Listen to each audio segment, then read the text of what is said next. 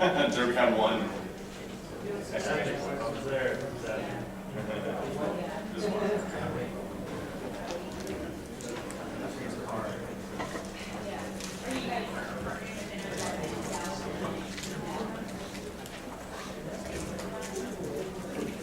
Best line, you said, straight, most they've ever seen Saturday, second place, only to us Friday. Friday nights. That was so much fun. Yeah, we drink a lot, that's for sure.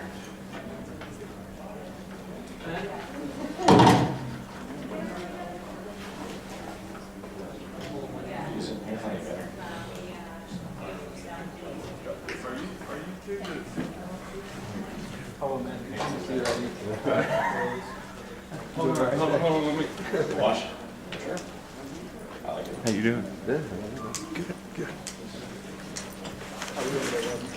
We'll slide over there and say, "All right, how cameras are going?" Probably a good thing.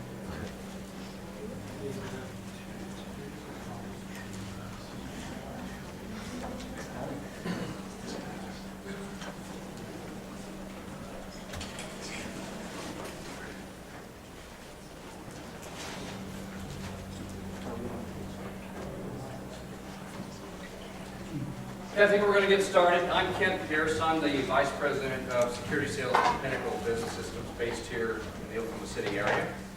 I want to introduce our next speaker for this track, Dave Kennedy.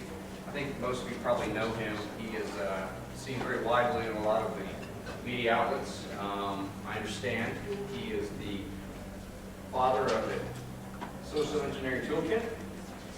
So anyway, I don't suspect he needs much more introduction, so please give a nice round of applause for Dave Kennedy.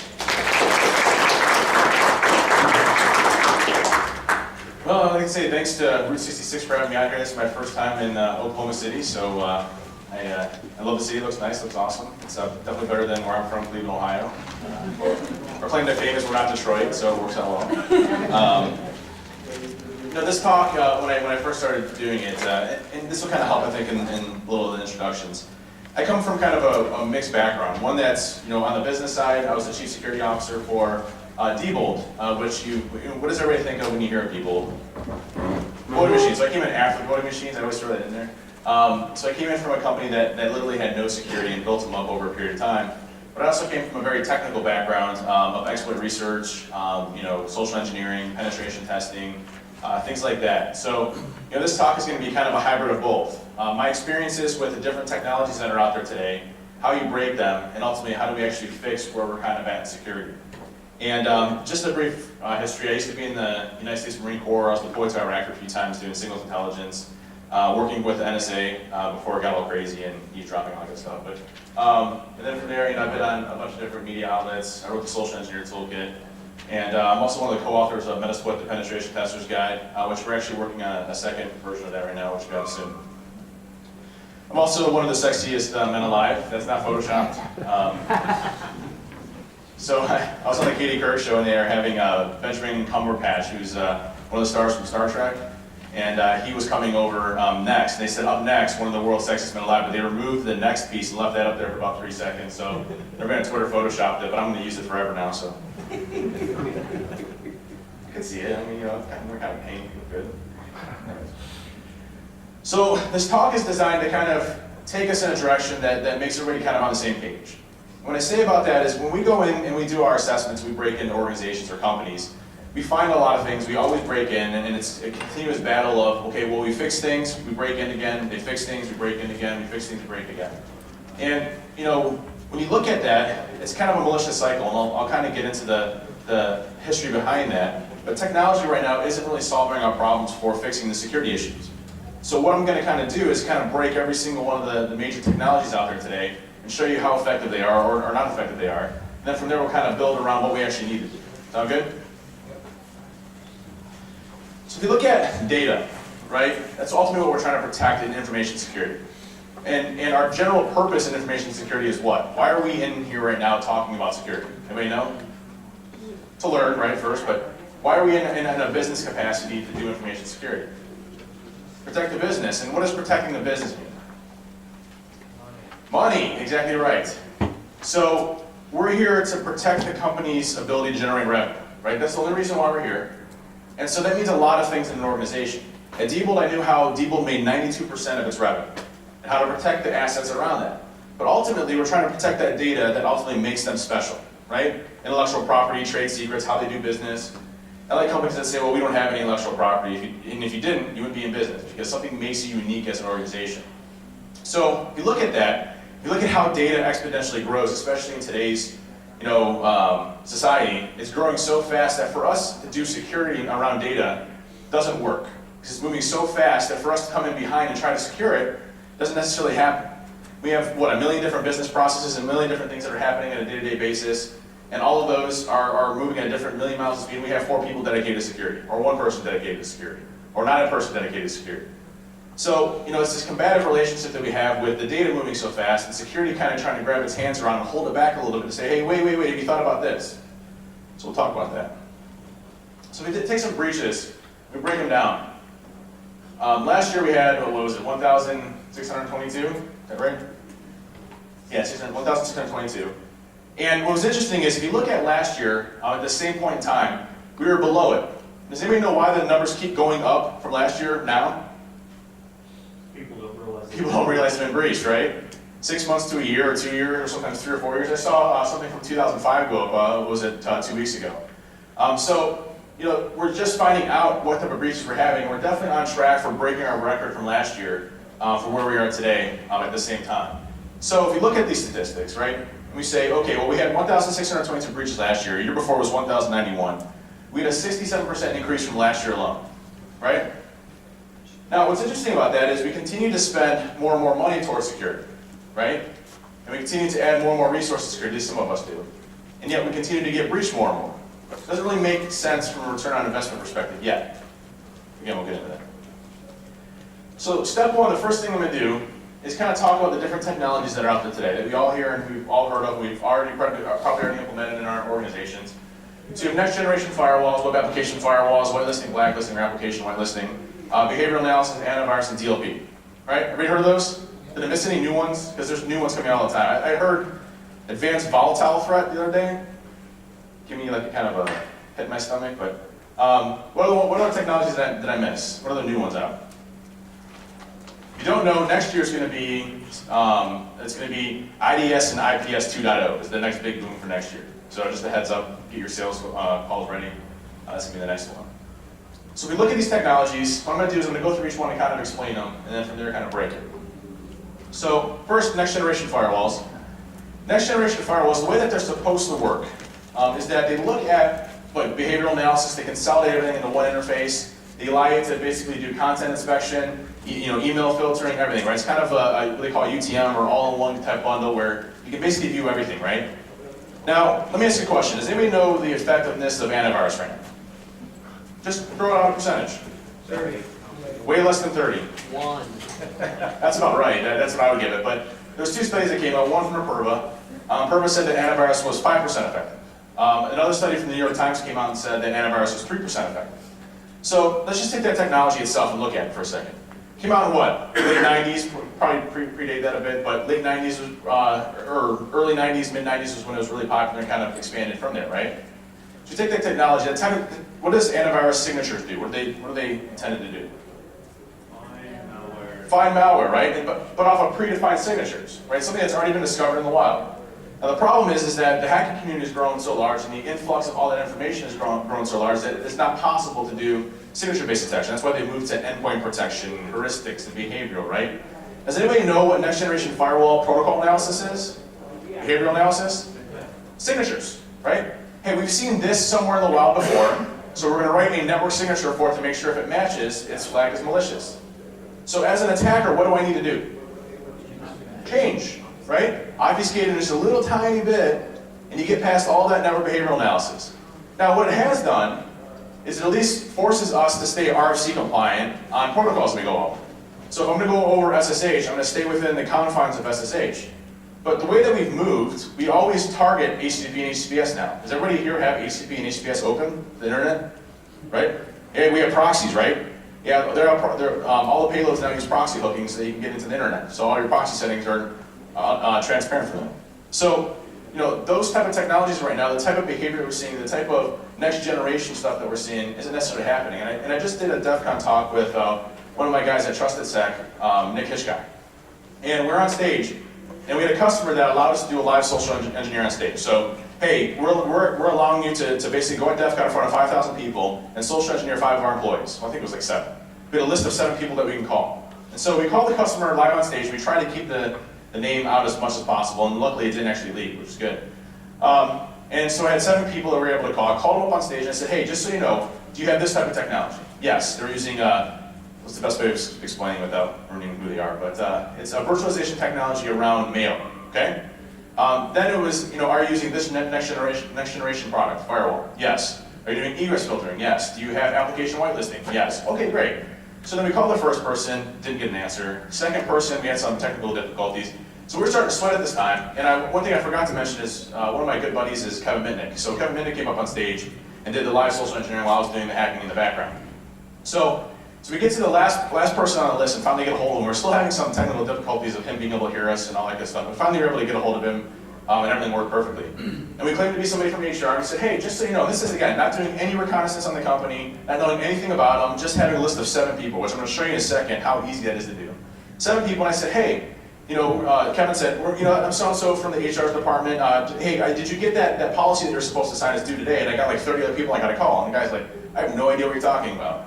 We're like, well, can you go and sign off really quick so you don't lose your medical benefits and blah, blah, blah. It's a big pain in the butt for me, all these new regulations. And it's great because, obviously the Affordable Health Care Act is a great prime opportune time for that. And so the guy clicks on the link, and before we can even tell him the instructions on how to do anything, he already clicked run, we already compromised his computer. We didn't even tell him any instructions at all.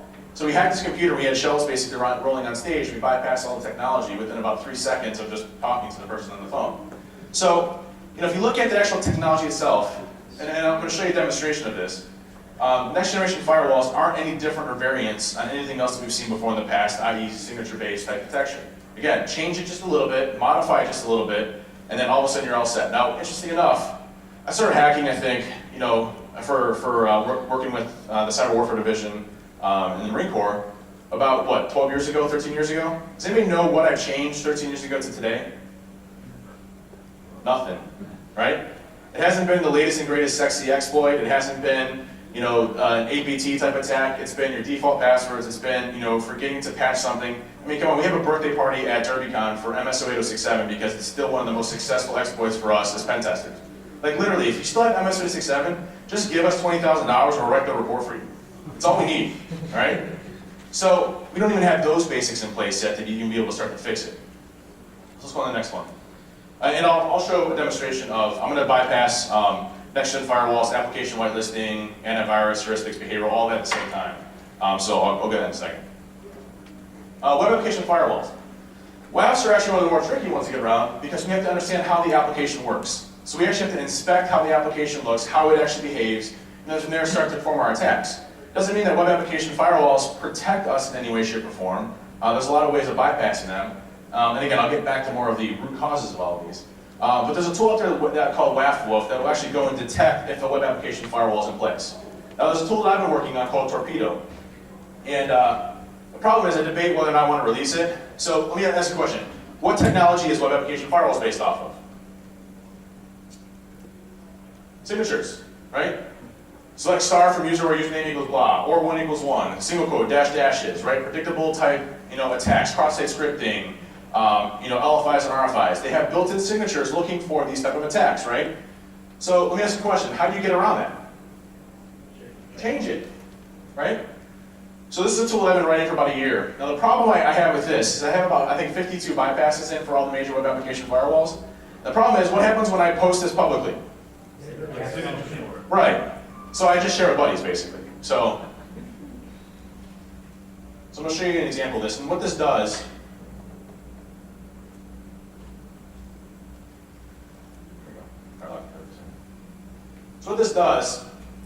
and the way that I use it, is there's a tool called Burp. And everybody in the hacking community that does pen testing knows Burp. And what this does is I chain it up to Burp so that I can capture my request in Burp and manipulate and change in any way, in shape or form. Then I pass it through Torpedo, and then Torpedo then sends it off to the remote web server, and then I get the output from that. So the way that it works, let me grab it. I have my Windows 8 machine. I've got to grab the IP address real quick. Here, sorry for bouncing. 162.16.21.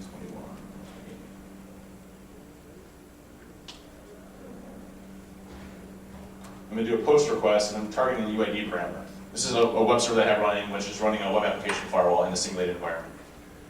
And so what this is going to do is it's going to send some requests to it looking for what type of web application firewall it is. And the reason why I can profile that is based off of what web application firewall there is. There's certain signatures that trigger better than others. So by sending multiple packets to the actual server itself, I can trigger the web application firewall to find out which one it is, and it'll automatically select which type of bypass I need. So it's going to send a request, and I've sanitized who it actually is. It's got to send a few of them. It actually sends about 30 or 40 per request here. It detects the WAF, encodes it, and this is the first method I ever coded. And now it drops me in a torpedo, and then if I do, star select from user, blah, blah, blah, it'll actually encode it out to me, send it out, and then the output gets sent into my log file that I can see the output from. So again, it's kind of work in progress. I've been working on it for like a year. I have a lot of things I still want to do with it, like make a nice little interface for it, the actual output spit out, back for you, all that stuff. But it's just been kind of fun just writing bypasses for it for a couple days. And it's funny because when I spend some time working on them, to find a bypass for a WAF takes about maybe 3 or 4 hours or so to figure it out, based on how they're actually profiling. So again, it's still one of the harder ones because we actually have to understand how the application works.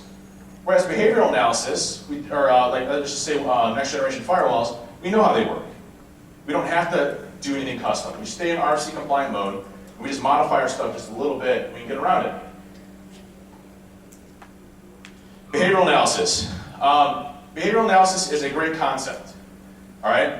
The concept itself is that if something looks malicious, or pretends to be malicious, or in some way exhibits some sort of behavioral characteristics as a hacker, I'm going to notify you of that, right? Now the problem we have in corporations is does anybody here have a full baseline of all the applications you use, the ports and protocols, and the behavior of all of those?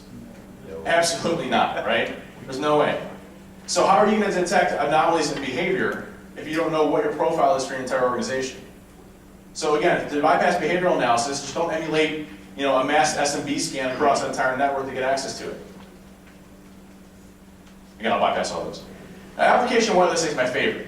All right, I like picking on application whitelisting because I don't understand why we moved in this direction in security. Let me ask you a question. What does application whitelisting do? Limits the EXEs or binaries that are allowed to run. Limits the EXEs and binaries that are able to run, right? So that means I can't deploy a new binary to an operating system, right, that isn't trusted or allowed. Let me ask you a question. What is the main, and let me just clarify. On application whitelisting, where do we mostly install it at? Our endpoints, right, our desktops. So our desktops, right, let's take our desktops right now. How do attackers break into computers through desktops? Browsers? Email? What type of applications? Adobe, Java, Office, right? New Office here today right now through the TIFF library, right? That allows you to compromise. Let me ask you a question. When I exploit that, and if you understand exploits, when I compromise something off of Internet Explorer or through Adobe or through Java, what process am I running under? Java, Adobe, Office. So what does application whitelisting do in that case? It's good, right? It's all set because I'm under that trusted process. So what has that done for me as an attacker to change my profile? Nothing. Other than I can't drop an executable on the machine. Now there's some great stuff here. Now if you know the kind of evolution of us as hackers, we're moving away from binaries completely. There's a million different ways of getting persistence on an infrastructure that allows us to basically hook in and have our malware run in the system. And does anybody here still have Windows XP in your environment right now? Seriously, raise your hand if you have Windows XP. You're predominantly more secure than the folks that have Windows 7, Windows 8 deployed. Why is that? Do we know? PowerShell. PowerShell, absolutely. So with the introduction of PowerShell, we got a whole new attack avenue for us. I'm going to show you an example of this that completely goes underneath the radar. It allows us to inject into memory and do whatever we want to. And we don't ever have to touch disk. It's great. It's one of the most amazing things that's ever happened to us. And even if you lock it down in its most restricted mode, we still can bypass it with encoded command and get around it and execute unrestricted on the operating system. So it's no problem for us. It's great. It's the most reliable thing that's ever happened to us as hackers. Stick with Windows 7. Then antivirus. I don't need to talk about that anymore. You basically you basically don't have to waste any time bypassing antivirus. If you just like breathe on it differently, you get around it. Nothing really there. Then DLP. So data loss prevention is an interesting concept. Let me ask a question. Does anybody here have a DLP program where you've identified all of your critical assets, you've assigned data stewards, you have an information classification program throughout your entire program, you're monitoring that type of traffic through all avenues out of your network? Right, exactly, right? We don't have 700 people to monitor this, do we? So DLPs become more of a regular expressions for social security numbers and credit cards, not the exfiltration of sensitive data or information leaving the company. And what's interesting is if you look at DLP, DLP basically takes information and it looks at email, web content filtering. So if I take that data, I'm just guess, if I take this data that is sensitive that you don't want to leave the company, that you're monitoring on DLP, and I encrypt it and I tunnel it over HTTPS, you're going to see it? No, of course not, right? So this is for basically somebody that's inside of your company that's trying to funnel out credit card data or your board meeting minutes. That's about it, okay? Same as antivirus. It's actually probably worse than antivirus, to be honest with you. So let me show you a couple demos here.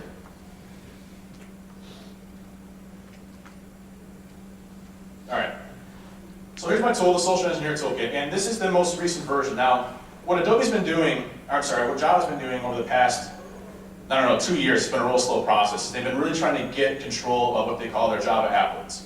A long time ago, when I first came off the Social Engineer Toolkit, like version 0.1, I introduced a new attack called the Java applet attack method, which is still used today and still the most awesomest method ever in hacking an organization.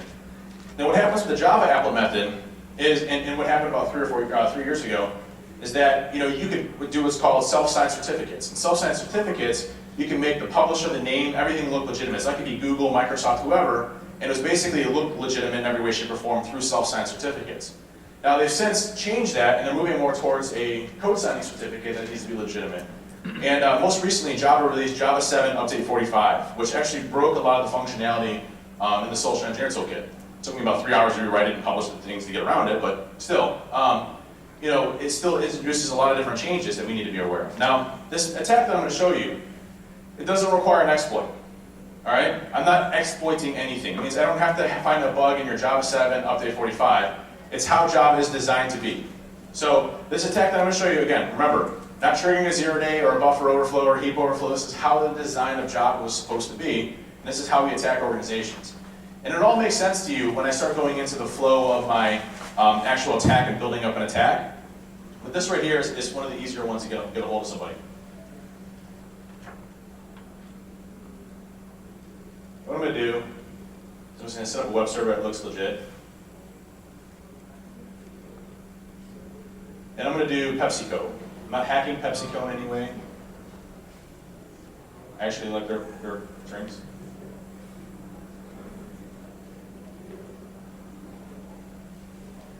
You see why I pick on them in a second. Now, this attack, what it's going to do is when it runs and it executes, it's going to detect the PowerShells on the machine itself. The PowerShells on the machine is going to inject what we call shell code into memory real time in an AES-256 encrypted format. So all of the information is encrypted from start to finish. It's all in memory. Then it executes itself and then shoots us back a connection over HTTP or HTTPS using Metasploit and Interpreter. And Metasploit and Interpreter are proxy aware. Now, something interesting, if you didn't know or not for techie folks, if you do Interpreter, HTTP or HTTPS, if you actually do the callback, I don't know if you actually monitor what happens in Wireshark, but it's actually pulling down an executable. So it'll actually have the MZ headers and everything in there, so it actually downloads an exe. Now, why is that bad? AV or content filtering or things like that are going to flag that MZ file. So what you need to do in cases like that is if you do set enable stage encoding to true, that it makes the second stage polymorphic using Shikata name, which by default gets picked up by antivirus, but not over the network. So you can at least get around it and it doesn't actually download an executable there. I thought you said this is all PowerShell, so RAM. It is, but the network behavioral analysis, as you're downloading the content of that file, as it's loading it into memory, it doesn't check disk, it's shooting into memory real time. So there's a first stage which calls back out over HTTP and HTTPS. Then there's a second stage that pushes all of the backdoor and all the information to it real time, and that's all in memory, but it's all done in memory. It's a staged approach. So now, I'm just going to use PepsiCo as an example, but typically when I do my social engineering, I'll show you how effective this is in building something so fast and learning what a company already has as far as technology. I actually targeted PepsiCo in this. Again, not hacking, just publicly readily available information. And so I go to the website. Normally I wouldn't have an IP address, I'd have a domain name. And it's going to look like PepsiCo in every way, shape, or form. Look legit. Ignore that debug stuff, that was me debugging. And here we get this little pop-up here. Now I can make that name anything I want to. Okay, I can make the name PepsiCo, trusted, verified, enrollment, anything. That's the question. If you send an email to somebody explaining that you have new HR benefits and you have to go to this website and you give them a throw, are they going to click on that?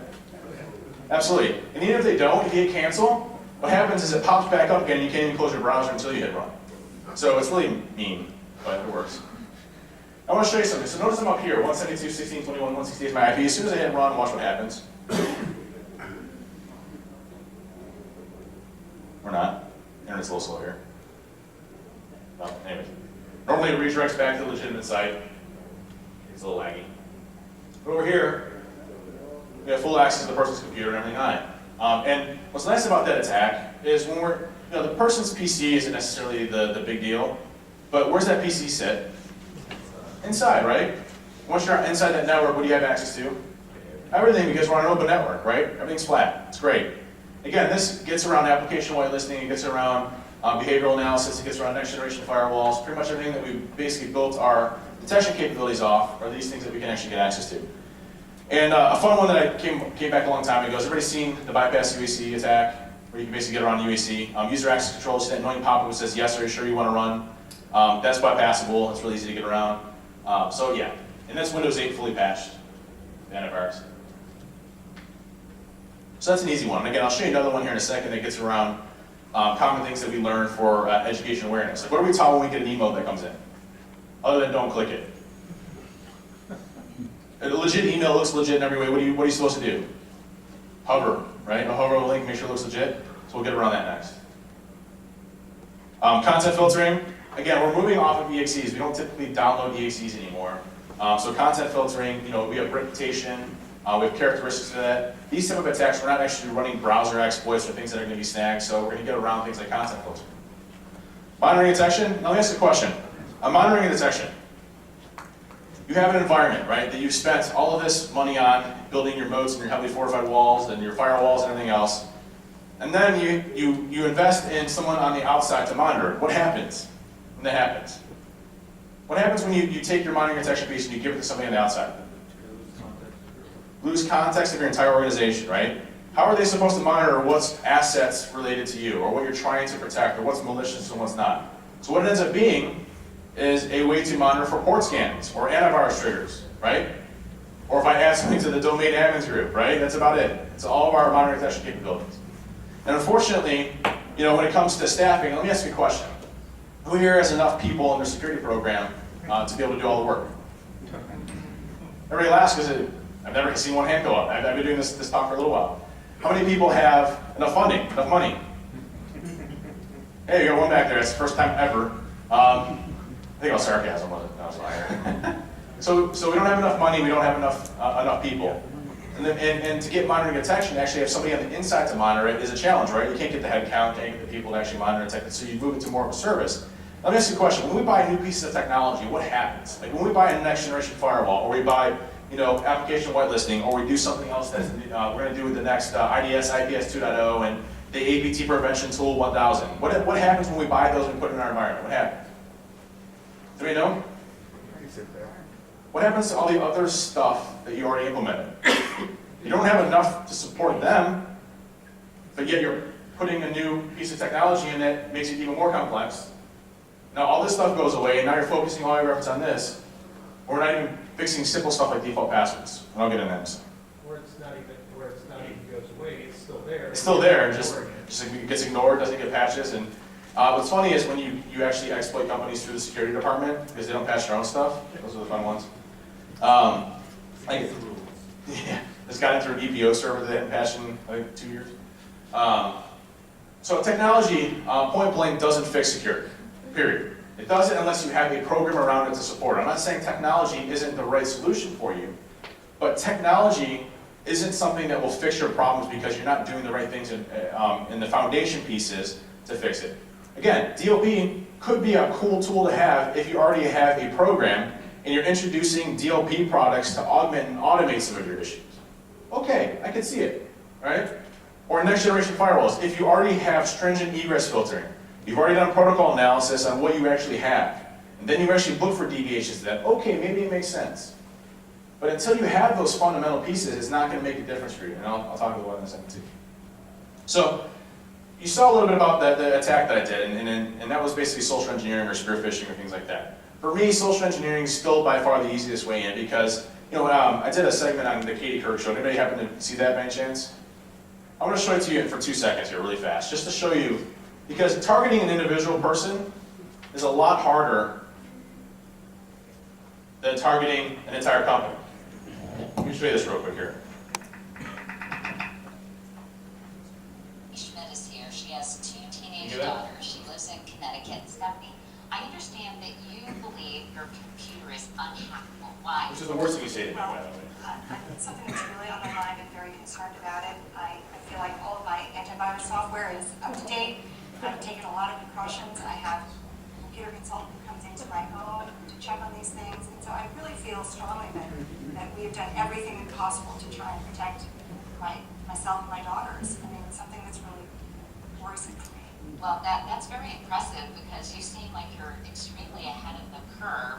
So we decided to put David to the test to see if your comfort level with your security is actually warranted.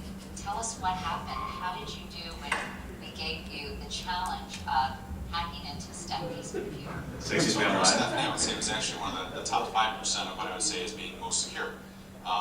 Everything up to date, really locked down, all of those good things. And so I literally had plugged in, opened my computer up, and less than 10 minutes or so had a fully designed website that looked real in every way, shape, or form of a website you would visit every single day. And I sent an email out, and as soon as I sent the email out, it looks very believable in every way. She clicked the link, and then from there, again, less than 10 minutes of setup time and hacking and all that stuff, I had full access to her computer, her webcam, got around all of her antivirus, everything completely. Wow. Better. So tell us about what you were able to see. The first thing I did is being able to That's my what was going on in her house, everything from her daughter working on her computer, to Stephanie actually walking through the house itself. We actually enabled the audio as well, so we could actually hear everything that was going on at the same time. From there, we started looking at a lot of different areas around her computer. She wasn't happy with me.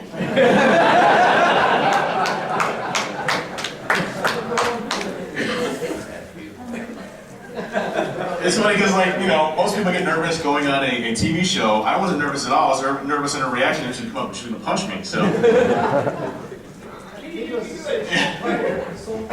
But the thing about that attack is targeting an individual person is very difficult. Because if I mess up in one way, shape, or form, that person's not going to click the link and I'm not going to be successful. And I have to create a whole different way of getting in. What about corporations? You have thousands of people or hundreds of people. You're great. You have so many vulnerabilities in your organization through humans that it makes it much easier for me to break into. It only takes one person to do it. And when I do my social engineers, I only send it out to 1 to 5 people max, and I wait a little bit, send it out to a couple more people. If I don't get any bites, maybe I'll change it a little bit and send it out a little bit more. And I always get a success rate on it, and I don't get detected because I only target a small footprint of the entire organization. So that's pretty alarming. Now, what I want to do is I want to play a game with everybody, if everybody's cool with that. So we need audience interaction. I know it's early in the morning. I appreciate it if you could just be energetic and all that good stuff. And we're going to actually do some social engineering here when it comes to actual people. Okay. So there's a show called Sherlock. Anybody ever seen it? Yeah. So by Sherlock looking at somebody, you can tell exactly everything about them, right? Who they are, where they came from, if they smoke, if they don't, if they're a murderer or whatnot, just by looking at the person or looking at the crime scene. So all I want you to do is tell me whether or not you would trust this person or not, trust or don't trust, if you saw this person sitting next to you or walking down the street or something like that. Make sense? Yeah. Okay, so trust or don't trust. So this person. Of course, this is a harder scenario in IT security because everybody's paranoid of everybody else. So they don't trust anybody next to them. I'm just saying, if you were a normal person and you weren't this paranoid individual, okay? Some of the hardest examples. This is everybody in the room or everybody you see in a business is entire, right? Is there anything that, anything that comes off as not being trustworthy? I got a 17-year-old daughter. I typically would trust. I trust. Yeah, he's coming up a little sideways. Well, trust or don't trust? Trust. But take the person out of it and what's happened with them. All right? If you just saw this person, that basically looks like everybody in this room right now, okay? So, typically you would trust, right? And I'm serious, it looks like everybody in this room right now, all right? So we typically trust. This guy. Why not? Sales guys. We hate sales guys, man. We hate them. Like, it gets a pit in our stomach that is deep-rooted through thousands of years of evolution of salespeople. Like, salespeople is one of the oldest things in history that still has that deep-rooted feeling in us, and that you know, medieval times, you know, the caveman times. I'm a little nervous right now actually looking at it. So, don't trust. Now let me ask you, when you're walking through a mall and you see one of those kiosks, you're like, hey, let me show you something real quick. What do you do? Keep moving, faster, faster, don't look, no eye contact, right? Same thing, sales, right? That type of thing, they're conning us into something. That's why actually salespeople have a much more uphill battle when it comes to talking to people, because they have to get over that hump. And a lot of them have great intentions of fixing your areas, but until that little barrier goes down and you have that relationship established and they buy you a dinner at Morton's and take you out to a football game, you don't have that anymore, right? Yeah, no. Don't trust. Trust. Why? Cute and innocence, right? Kids have a higher probability of social engineering. That's why for us parents, we buy them everything, right? It's that innocence factor that can never do any wrong. Now there's times where we just want to, like, you know, I'm not going to say that I might be like child abuse, but like throw them down the steps or something. I say hypothetically, I wouldn't really do that, but you want to sometimes. But typically, in every situation, if a kid actually is good at social engineering, they're very successful. So we typically trust. Now, before I get to the next one, ladies, if you cannot answer this next question, because it's a study on men, all right? And it will come through here in a second, all right? Guys, trust or don't trust? Trust. And it was the fastest trust thing I've ever heard. Does anybody know the #1 and only criteria for a man to trust a woman? There's only one. To be a woman. That's it. That is it. Women, you have such a high probability when it comes to social engineering. Throw Asian into that, or throw a Southern accent or British accent, extremely high probability of successful social engineering. It's based on culture. Just as we are in society in the United States. Different in different geographic locations. But women traditionally have a very high success rate when it comes to social engineering. Very high. I mean, you can pretty much get away with everything you want. That's very apparent, right? I mean, come on. We're married for crying out loud. Trust. And I'm going to prove this in a second, by the way. I'm going to prove this without a shadow of a doubt if you have any doubts, okay? This guy. Why? Is it shirts or Dude, I was either going to wear this outfit or a shirt that was really unbuttoned, but I wore this one instead. This guy we typically don't trust because of confrontation. Human beings, except for that, like some of those weird IT people and security people that like confrontation, most people don't like confrontation, okay? So this type of situation gets us unnerved because he looks like he's agitated or ticked off. All right, so we don't trust. All right, this guy.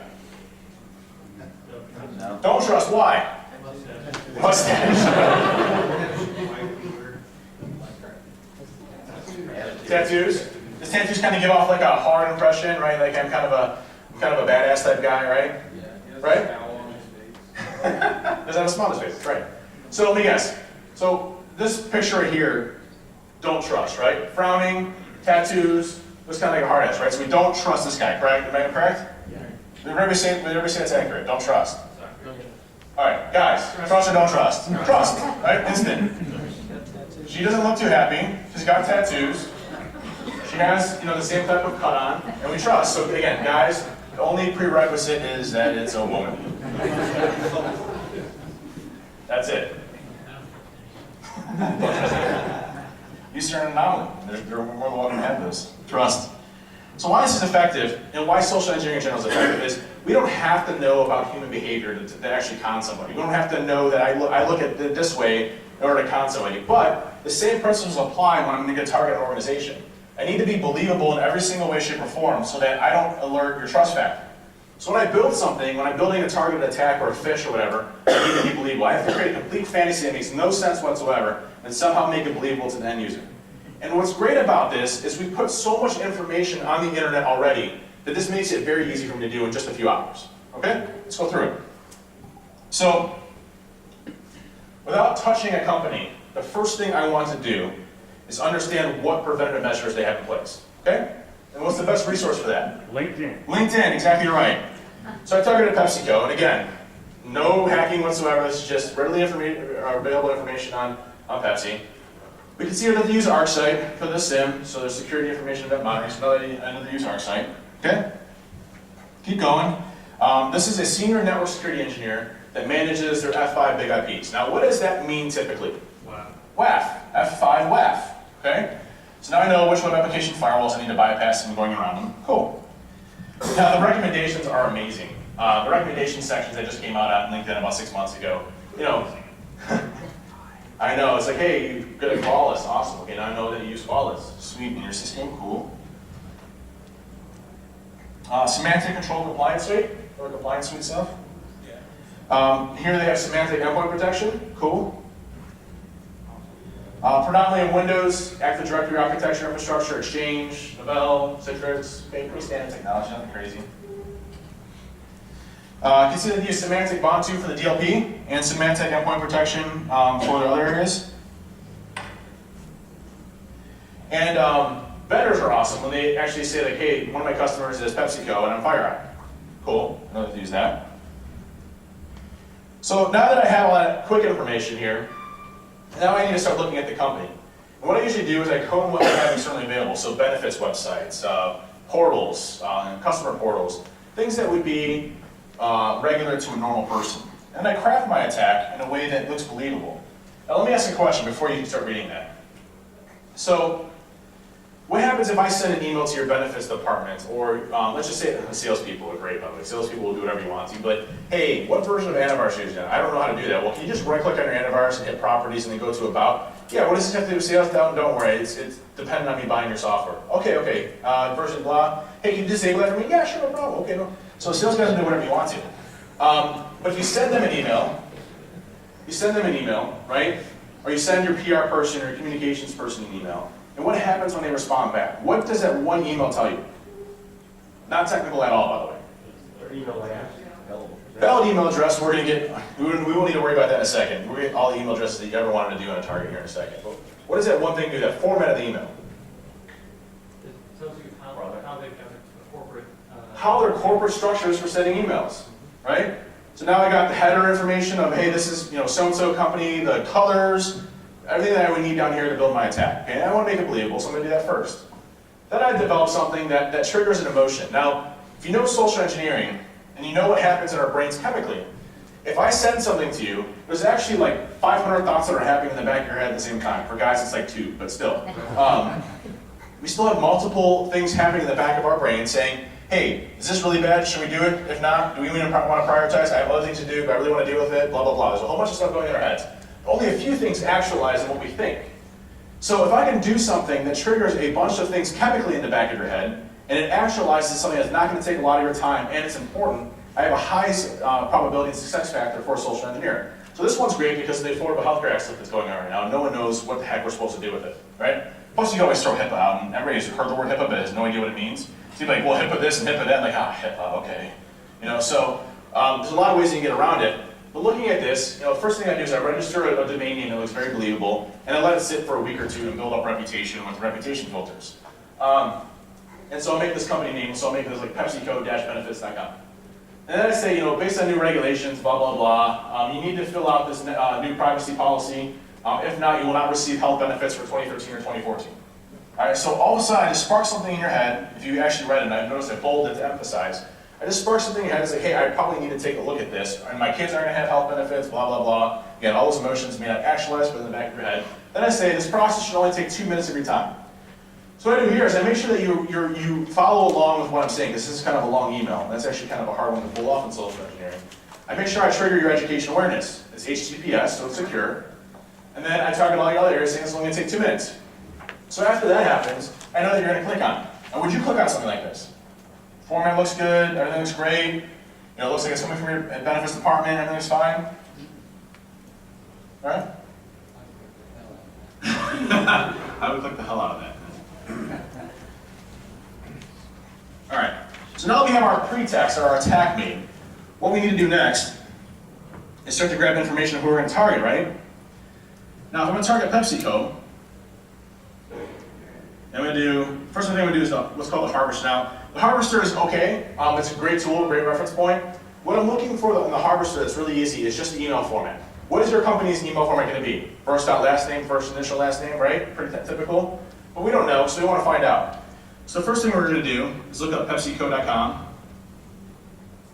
And I'm going to do Google. It'll take a second. It's basically scraping Google looking for email addresses. Now these are fine.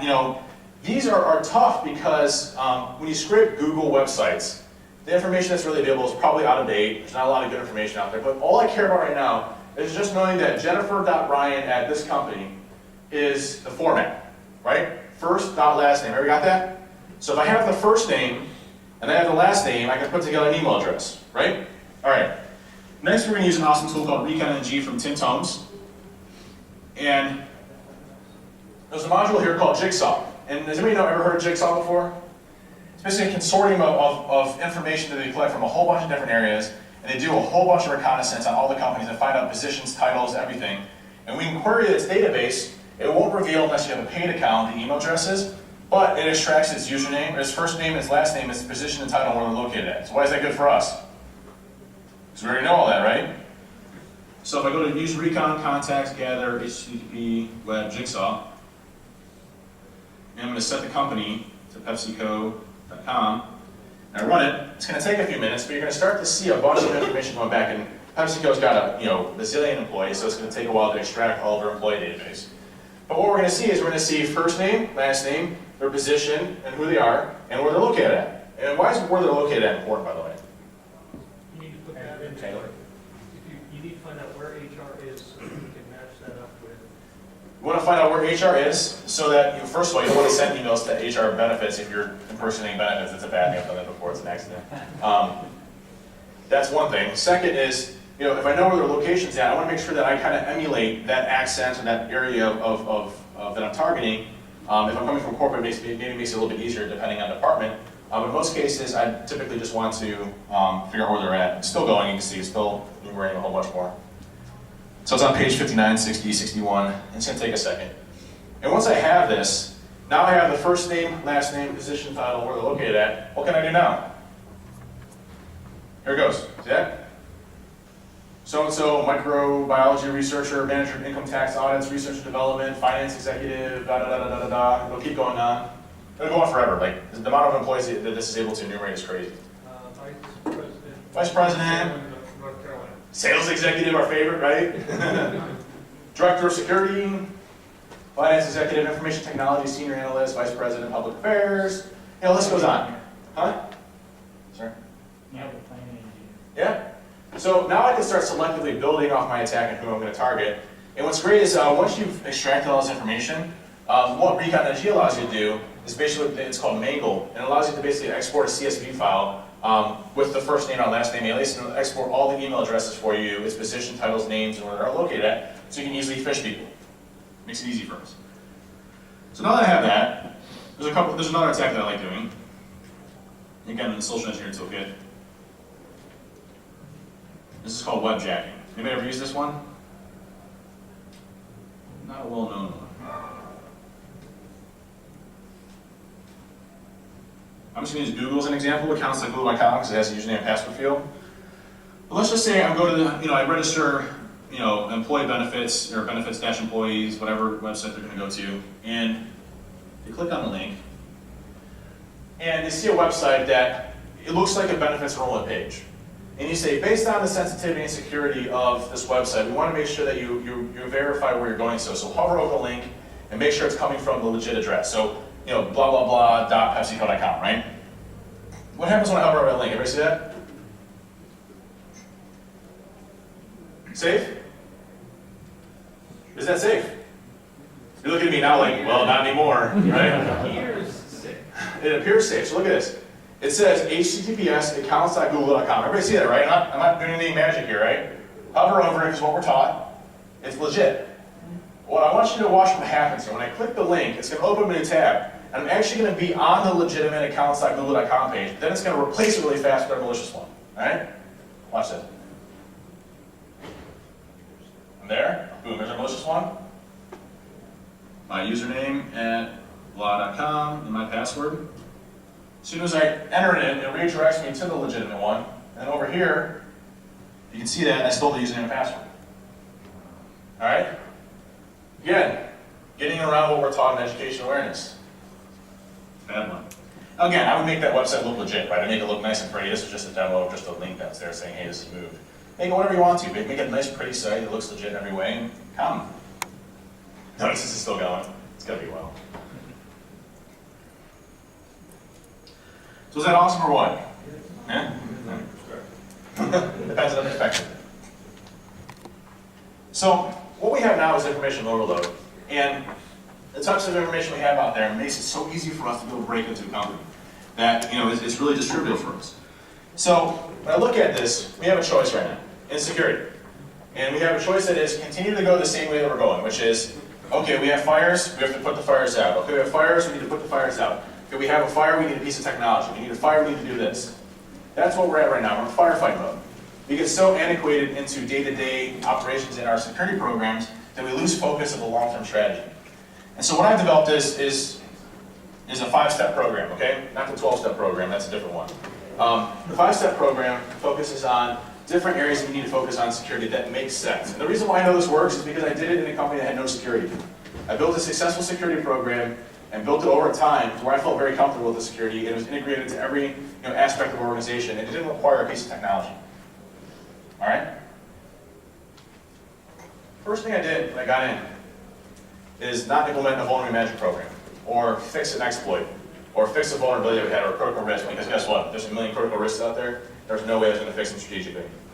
Vulnerability management programs are my favorite, because I love vulnerability management programs. They sit there and they sweep the network all day, and they just hand the reports off to the guys for patch management. Does that ever do anything for your entire program or your security? No, you got to fix your patches first, your patch management process, and then from there bolt everything else onto it. It's a cyclical effect that we can't even get out of, or we're just basically putting out fires every single time of our lives. There's never an end in sight. Does anybody know what the definition of doing the same thing over and over again and hoping a different result is? It's called security. It's what we do every day. It's like, hey, we're going to continue to do the same exact thing over and over and over and over and over and over again, and somehow down the road, 6 years down the road, it's going to be better. Wow. All right? So the first thing I did was change the culture. And the way that I did that, first off, was education awareness. And it wasn't an online CBT. All right? It wasn't like, hey, you need to click next. What's phishing? Next. What's antivirus? Next. Okay? That doesn't do anything for us as human beings. When I was a chief security officer, you know what I did when I had to do my education awareness program? Next, next, next, next, next, next, next, next, next, finish. As everybody else did in the entire company. Some of you have gotten smart, like, oh, you have to spend a certain amount of time on it, so I just wait and I like Google and stuff and listen to music and go back to it and hit next every once in a while. So, education awareness has to be something that impacts us personally in order for us to change our patterns or behavior. And in order to do that, you have to keep it fresh on our mind. So I continuously send them, hey, there was a new hack over here that exposed 10 of our default employee accounts, personal accounts. Here's how you can protect yourself at home. Relate it back to their home. Like, hey, here's how you do Facebook security. Here's how you do your wireless security. Here's how you protect your kids. Now they're like, oh, hey, these guys are really trying to help out. And let me ask you a question. When you start to put security on the forefront of what's in their mind, what happens when you try to do something in security? What happens when you try to do your next initiative where you're going to restrict users from doing something? They relate. They're like, oh, that's why. So you're not Big Brother doing this. You're not a bunch of, pardon my language, you're not a bunch of assholes trying to stop me and do everything. You're a bunch of people that are trying to fix and protect us. Different mindset. But you first have to change the culture into doing that. I had folks like, one of my favorite ones is I had Kevin Minton come and I had him just meet all the people at Diebold, and we had a cool presentation where he went and grabbed social security numbers of everybody online, and afterwards, he told how to fix it. Like, just stuff that had nothing to do with the corporate stuff at all, period. But it related right back to it. They love that stuff. So making security a friend, not a big brother, not an ace here, not a pain. That's the thing. It's like, you have a new application that's coming on. They're like, hey, you need to put this on, you need to do this, you need to do this, you need to do that, you need to do this, you need to spend $6 million more on your $200,000 project in order to get this implemented. And like, what? We can't be that type of organization. We can't be that type of security-minded folks that just sit there and stop everything. There's going to be a risk that we need to do. So we need to pick our battles. We need to make sure that everybody understands why we're doing it. Number two, this is the hardest one because we're addicted right now to products. Take the 1-year challenge and don't buy one product. Stay away. Focus on what you currently have. Guess what? Listen, That firewall that you got, that ASA 5505 or whatever you have that's sitting there, works. Want to know why? Does anybody here have really stringent egress filtering on their networks? Like really strict. Like you don't allow stuff out, like you don't allow FTP, you whitelist only certain IP addresses. You do, it's awesome. Because that's what it was designed to do. And I tell you, if you do that, just that little thing alone with egress filtering and profiling your external presence and what you need, you can make things a lot easier for you, and it does a lot better than anything else you would ever implement. So focusing on that one little thing that you have, that you already have, that piece of technology you've already implemented, you already invested in, but it's old, it's not as cool, it doesn't have that LED light on the front that tells us when we're being attacked and play like sounds and stuff. Doesn't matter. Focus on the stuff that you already have. The ways that we get in isn't through exploits or 0 days or things like that anymore. I can't remember the last time I ran in IE 0 days. Anybody know why it's so hard for us to run IE 0 days now? Let me ask you a question. Does anybody here have the same exact version of Java across the entire company? Same version of Adobe in the entire company? That's amazing, by the way. Well, one person that had the same version of Java in the entire company, that's amazing. That installer is horrible. Yeah. Same version of Adobe, same version of Office, same version of Windows, same version of IE. So many mixes and deviations in our entire companies. For me as an attacker, do I know I'm going to hit IE 11 on Windows 8 or am I going to hit IE 6 on Windows XP? I don't know. And those exploits are very reliant off of those specific operating systems. So I don't remember the last time I ever fired a 0 day on a company, because I don't need to. You still have SQL injection that's 12 years old. You still have MS-286-7, which in its core is a buffer overflow, which is way before I was born. All right? Those things are still the things that we exploit you on every single day, and it's nothing complex. It's nothing that we're using that's, I mean, I loved APT1. Everybody see APT1? Mandiant, right? That thing looked like it was out of a 70s video. All right? It's like, hey, we're going to have some stuff that we're going to do in the 70s, and we're going to make it look like it's current today. That's how sophisticated that was. It's like, hey, my son can do a better one than that. All right? And that's what we're fighting against, the basic stuff. Take a year back, focus on the easy stuff. And that moves me to step 3, which is focusing on the basics. We try to stop, we try to go fast on protecting the latest and greatest 0 days and everything else. Focus on the simple stuff you have out there. And the way that I categorize it is to look at 3 areas in security. Okay? The first is going to be your highest likelihood of attack, which is going to be your external presence and your users. So if I take that and I say, okay, conceptually my hacker's going to break in through my external presence and my users, I need to focus on protecting them first. Then I need to look at my sensitive data and what that actually is. I love when I hear the word the business. Has anybody heard the word the business wants this? This is business critical, the business needs this. Everybody's the business in the business, it's great. Sensitive data should be defined as something that actually generates revenue for your company that's sensitive in nature to who you are as a company. Because that's what they're going to go after. Does anybody know how much regulated data typically consists of in an organization, minus retail? Retail is a little bit different because of PCI. How much does regulated data actually make up of your entire company's overall sensitive data? 8% max. And that's what we focus all of our efforts on, right? SOX, PCI, HIPAA, all the stuff that we're focusing our efforts on are in this little bucket here. That's 8% of what our actual company does and makes as far as revenue. That's it? Sorry. So that's what we focus our efforts on as far as security. Focus on what actually makes money. Step 4. Monitoring and detection. I'm a big advocate of monitoring and detection. We're never going to be 100% secure. We're all agreeing on that. But if you can detect an attack from happening, that's awesome. For me, when I looked at monitoring and detection, what I did is some simple, easy, stupid ones. Okay? So I have a SIM. I love SIMs. I think they're actually a great product line if you actually invest in building a SIM. It takes like 3 to 5 years, by the way, if you don't know. It takes a lot of time and effort. What we did is we profiled our external presence. And we said, okay, 84, 43, 25, and 53 are the only ports that we allow on our outside.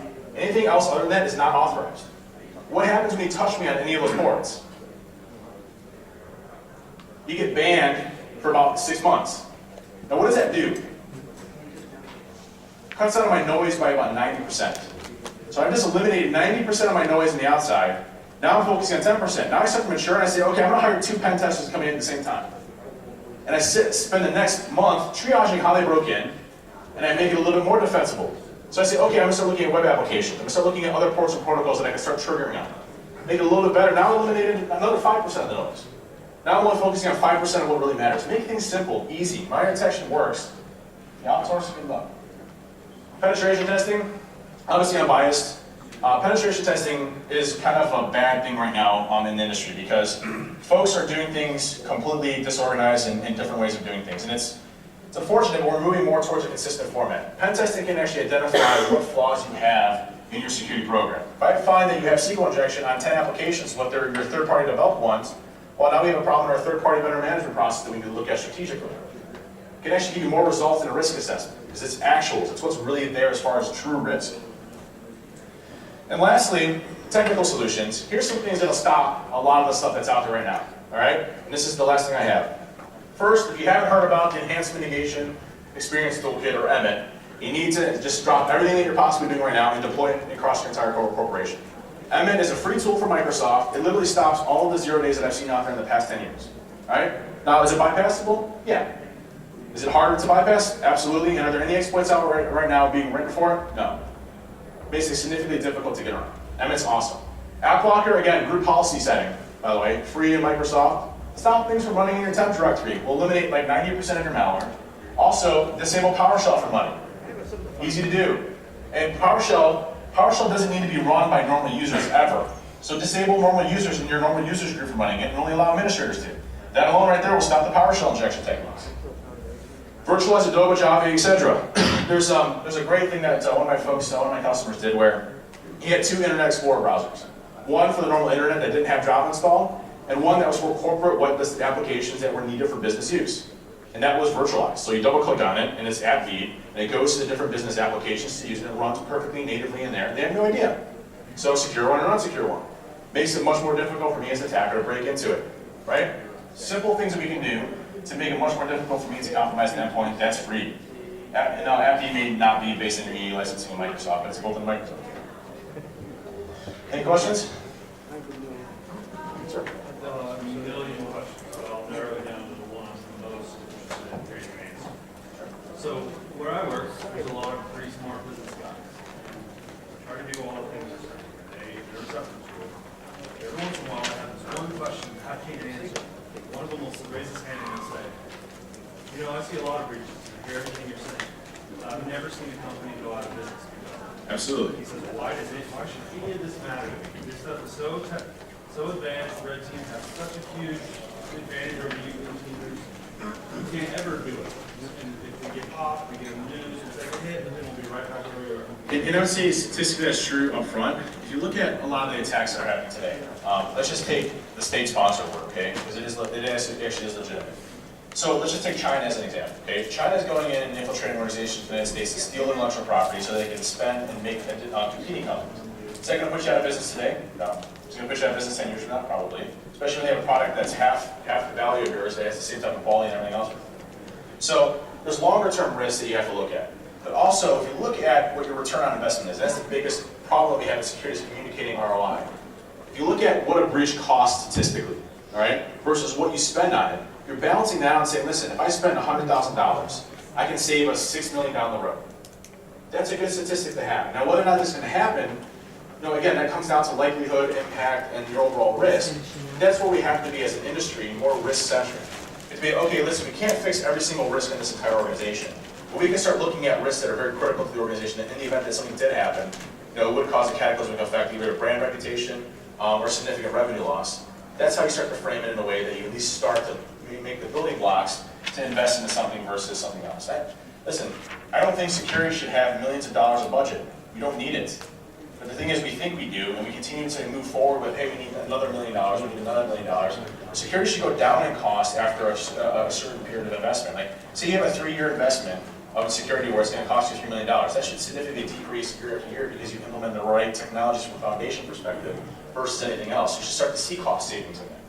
So for me, I had 55 people dedicated to security and an $11 million budget. So, when I look at that, I'm like, I don't know what to spend my money on. They're like, well, hey, you're doing a really good job, and our customers love you, so we're just going to keep giving you millions of dollars. I'm like, okay, that's cool, but I don't know what to spend it on. So we send everybody every competency amount you imagine, right? And so, but you water it down over time. We were down to, we had an $11 million budget. We're down to a $3 million budget because we didn't need it.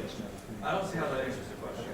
Okay. If Sony got popped, and they're very, very publicly took a hit for that, but their stock price went right back to where it was, how can I argue that any of that matters? So does your company like losing money all the time? Well, it's government. They don't sell products. Well, let's just take TJ Maxx for example. If you say TJ Maxx is doing better off than they did before the breach.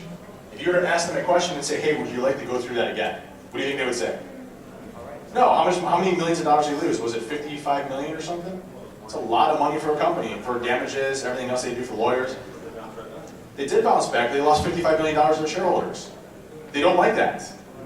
I'm not saying they're going to go out of business. I mean, DigiNotar already had major issues with their company beforehand. They were basically close to bankruptcy before they got breached.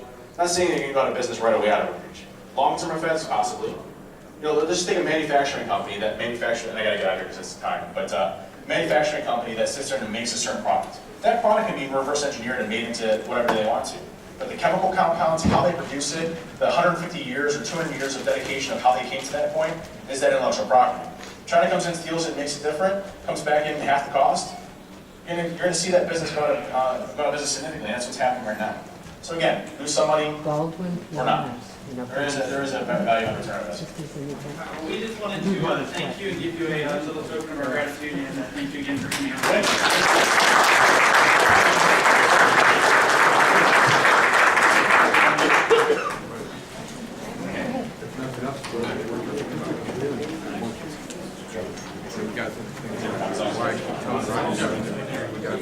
Administration through one box. Yeah.